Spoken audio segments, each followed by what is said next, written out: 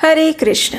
आप सभी को आज की देवशयनी एकादशी की बहुत सारी शुभकामनाएं। आज से कई लोग चातुर्मास व्रत करना भी आरंभ करते हैं। तो चलिए आज की इस देवशयनी एकादशी के उपलक्ष्य में उससे जुड़ी हुई इस सुंदर पौराणिक कथा का श्रवण करते हैं। सतयुग के समय में पृथ्वी पर सूर्य वंश के अत्यंत पराक्रमी और धार्मिक राजा राज्य करते थे। उनका नाम था राजा मांधाता। उनके राज्य में प्रजा अत्यंत सुखी थी, संपन्न, ऐश्वर्य से युक्त और नीति का पालन करने वाली तथा धर्म परायण हुआ करती थी। राजा भी जो कर वसूलते थे वो कर भी नैतिकता के मूल्यों पर आधारित था। राजा स्वयं भी धर्म और नीति का पालन करते थे और इसलिए इस संपूर्ण राज्य में कभी भी कोई भी प्राकृतिक आपदाएं नहीं आती थीं। बिना किसी अवरोध के ये समृद्ध राज्य दिन प्रतिदिन प्रगति कर रहा था। लेकिन कहते हैं ना, समय एक जैसा कभी नहीं रहता। तो राजा के जीवन में भी कुछ ऐसा ही हुआ। एक ऐसा समय आया जब उनकी धर्मनिष्ठा और नैतिकता पर प्रश्न खड़ा हुआ। एक समय राजा के राज्य में लगातार 3 वर्षों तक वर्षा की एक बूंद भी नहीं गिरी और इसके परिणाम स्वरूप संपूर्ण राज्य अकाल की आंधी में ग्रस्त हो गया। राजा ने बहुत प्रयास करवाए लेकिन वर्षा नहीं हुई और धीरे धीरे करते हुए उनके राज्य में अन्न, फल, फूल और जल की एक बूंद भी नहीं रह गई। ऐसी परिस्थिति इस राज्य की प्रजा ने सबसे पहली बार देखी थी और ऐसे समय में उनका आश्रय स्थान तो केवल उनके राजा ही होते हैं। इसलिए सभी प्रजा त्राही त्राही पुकारती हुई राजा मांधाता के राजमहल के द्वार पर पहुंच गई।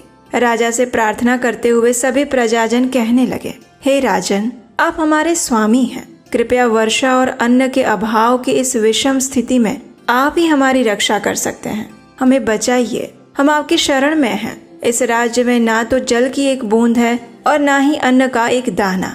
प्रजा की ऐसी आर्द्र प्रार्थना सुनकर राजा ने कहा, हे प्रजाजन, शास्त्रों में वर्णन आता है कि अगर कोई राजा अधर्म का अनुसरण करता है तो उसका दंड उसकी प्रजा को भुगतना पड़ता है। मैंने अपने भूत और वर्तमान पर अच्छे से विचार किया है, लेकिन मुझे अपना ऐसा कोई भी पाप कर्म नहीं दिखाई दे रहा जिसके कारण आज आप सबको ये कष्ट भुगतना पड़ रहा हो।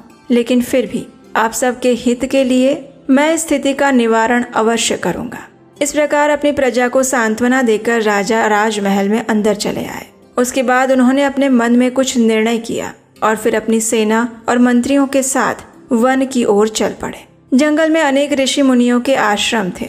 उन सब के पास होते हुए अंततः राजा मांधाता महान तपस्वी ऋषि अंगिरा के आश्रम में पहुंचे। ध्यानमग्न ऋषि की चारों ओर दिव्यता का प्रकाश फैला हुआ था। राजा ने अत्यंत विनम्रता पूर्वक ऋषि के पास जाकर उन्हें दंडवत प्रणाम अर्पित किए। राजा को देखकर ऋषि अंगिरा ने उन्हें आशीर्वाद दिया और उनके राज्य के क्षेम कुशल के विषय में पूछा। ये सुनकर राजा ने अत्यंत विनीत भाव से ऋषि को अपनी संपूर्ण समस्या और परिस्थिति के विषय में विस्तार से बताया। राजा की ऐसी स्थिति को देखकर ऋषि अंगिरा ने कहा, हे राजन, वर्तमान सतयुग का समय धर्म के 4 स्तंभों पर स्थापित है। इस युग में मात्र द्विज ब्राह्मण को ही वैदिक तपस्या करने की अनुमति दी जाती है। लेकिन आपके राज्य में एक शूद्र है जो किसी कारण से इस समय घोर तपस्या में संलग्न है। उसके इस आचरण के कारण ही तुम्हारे राज्य में वर्षा नहीं हो रही है। इसलिए आप उस शूद्र को मृत्यु का दंड दीजिए, जिससे आपके राज्य में पुनः वर्षा हो और सुख समृद्धि का आगमन हो सके। ऋषि की ऐसी बात सुनकर राजा अत्यंत दुखी हो गए, क्योंकि वे धर्म परायण थे। उन्होंने ऋषि से कहा, हे ऋषिवर, मैं एक अपराध मुक्त तपस्वी को दंड कैसे दे सकता हूँ? नहीं, ये मुझसे नहीं हो पाएगा। अगर संभव है तो आप मुझे कोई और मार्ग बताइए। आखिरकार राजा की प्रजा वत्सलता और धर्म युक्त नैतिक आचरण को देखकर अंगिरा ऋषि प्रसन्न हो गए और फिर उन्होंने राजा से कहा, हे राजन, आप सच में प्रजा वत्सल हैं। आपके लिए आपकी सभी प्रजा एक समान है।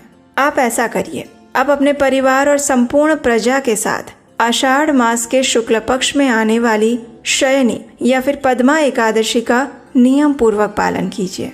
इस एकादशी को देवशयनी एकादशी भी कहा जाता है। इसके प्रभाव से आपके राज्य में प्रचुर मात्रा में वर्षा अवश्य होगी और आपके भंडार भी धन धान्य से समृद्ध हो जाएंगे।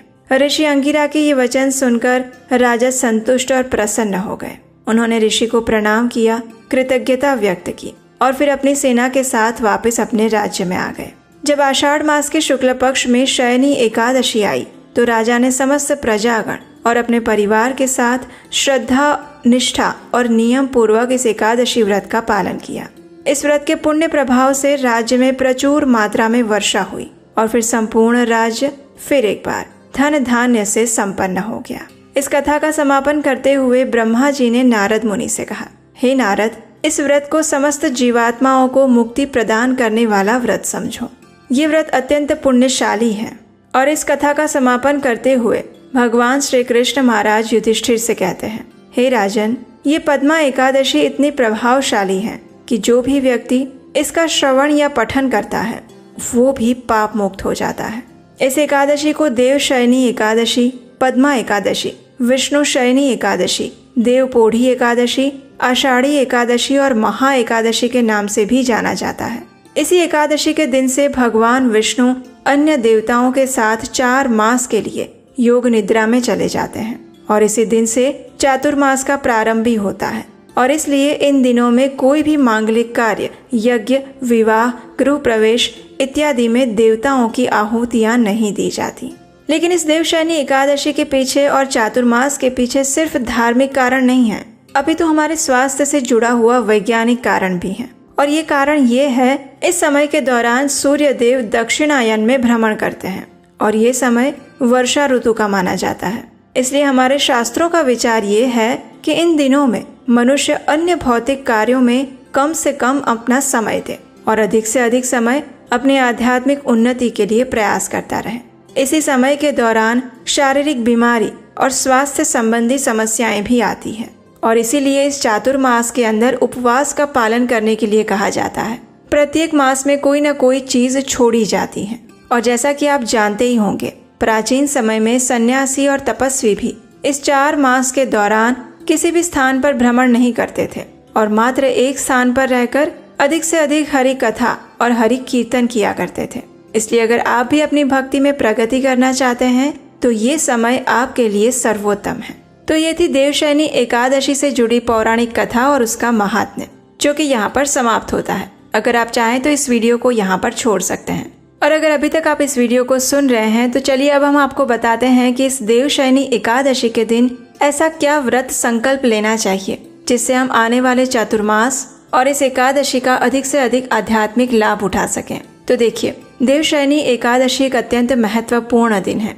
इस दिन भगवान श्री कृष्ण के पवित्र नाम यानी कि हरे कृष्ण महामंत्र, जो कि इस प्रकार है, हरे कृष्ण कृष्ण कृष्ण हरे हरे, हरे राम राम राम हरे हरे, इस महामंत्र का अधिक से अधिक जप कीजिए।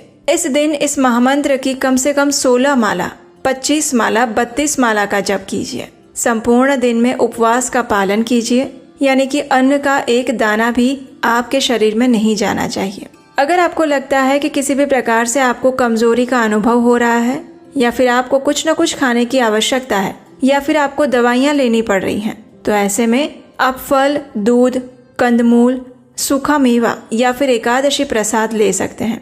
लेकिन प्रयास करें कि किसी भी प्रकार का अन्न या फिर उससे बनी हुई कोई भी चीजें एकादशी वाले दिन ना खाएं। इसके उपरांत तुलसी देवी की पूजा कीजिए और संपूर्ण दिन में अधिक से अधिक भगवान श्री कृष्ण की कथाओं का श्रवण करते रहिए। ये कथाएं आपको हमारे चैनल पर बहुत सारी मिल जाएंगी। इसके अलावा आप संपूर्ण दिन में भगवत गीता का पाठ कर सकते हैं, श्रीमद् भागवतम का श्रवण या पठन कर सकते हैं और सबसे महत्वपूर्ण, अनावश्यक बातों और वस्तुओं में और कार्यों में अपने समय को मत गवाइएगा। अगर जरूरत नहीं है तो मोबाइल को हाथ में रखकर मत बैठिएगा।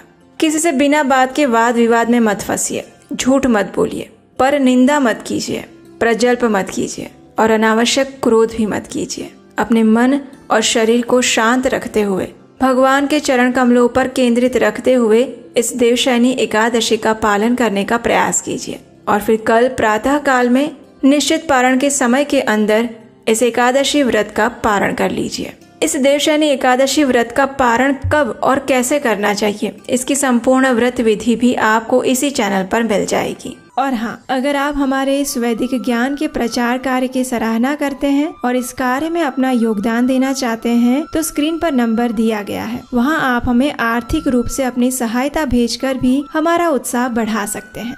चलिए अब बात करते हैं आने वाले भगवत गीता कोर्स के बारे में।